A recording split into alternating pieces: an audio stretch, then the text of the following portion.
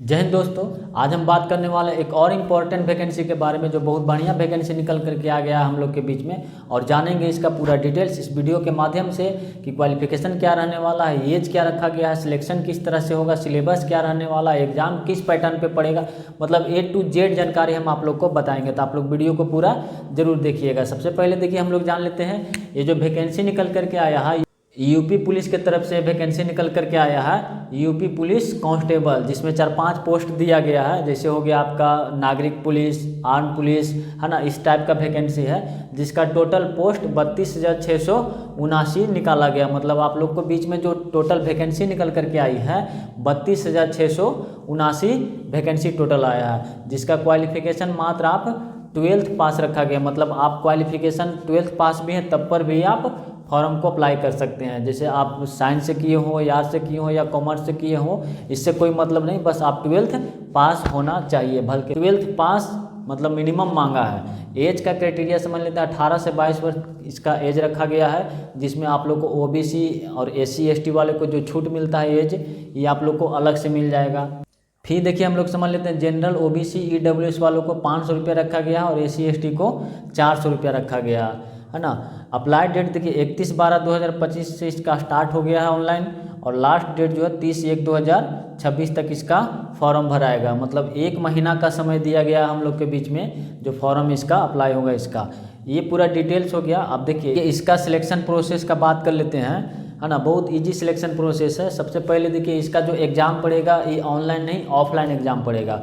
OMR आधारित exam पड़ेगा। जैसे आप लोग को पता होगा कि OMR आधारित परीक्षा पड़ता है जब ऑफलाइन रिटन एग्ज़ाम, तो आप लोग को एक क्वेश्चन पे 4 ऑप्शन दिया जाता है, जिसमें आपको एक को रंगना रहता है। मतलब 4 ऑप्शन रहता है ना। इसमें से जो आपको सही लगे उसको इस तरह से रंग देना रहता है।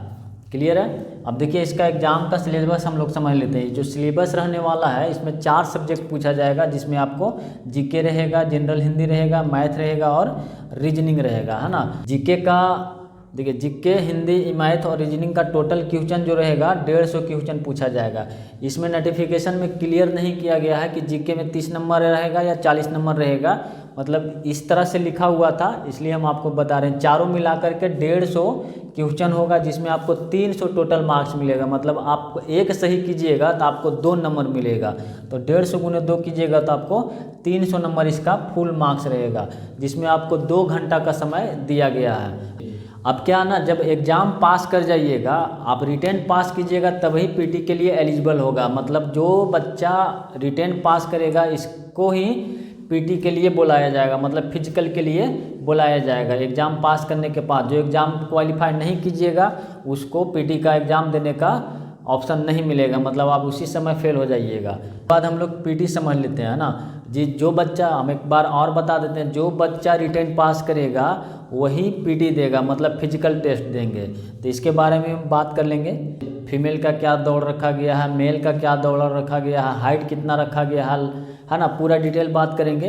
वीडियो को पूरा जरूर देखिए। देखिए सबसे इम्पोर्टेंट भाग वही है PT, ये बहुत ज़रूरी रहता है समझना। चलिए अब जानते हैं फिजिकल के बारे में। देखिए फिजिकल जो रहने वाला है, मेल का हाइट रहेगा जनरल OBC EWS वालों का 168 सेंटीमीटर। मतलब आपको 168 होना चाहिए जनरल OBC और EWS वालों के लिए हाइट, और SC ST के लिए 160 सेंटीमीटर ऊंचाई रखा गया है ना। ये मेल के लिए है, सिर्फ मेल के लिए, जनरल OBC EWS वालों के लिए, और SC ST के लिए 160 और जनरल के लिए 168।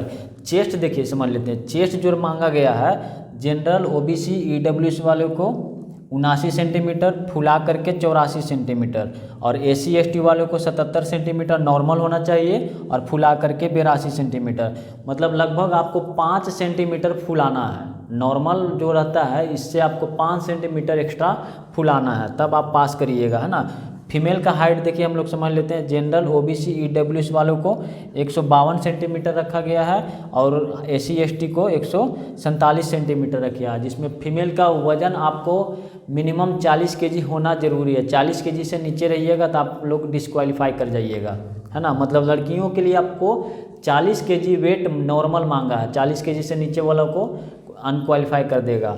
40 kg ऊपर रहना चाहिए। अब रनिंग समझ लेते हैं, मेल के लिए कितना रखा गया है और फीमेल के लिए कितना रखा गया। देखिए मेल का जो दौड़ रखा गया है 4.8 किलोमीटर रखा गया है, आपको 25 मिनट में दौड़ना है। मतलब 25 मिनट में आपको 4.8 किलोमीटर दौड़ना है। लड़कियों के लिए 2.4 किलोमीटर रखा गया है, समय आपको 14 मिनट रखा गया। मतलब 14 मिनट में आप लड़कियों के लिए 14 मिनट में 2.4 किलोमीटर दौड़ लगाना है ना।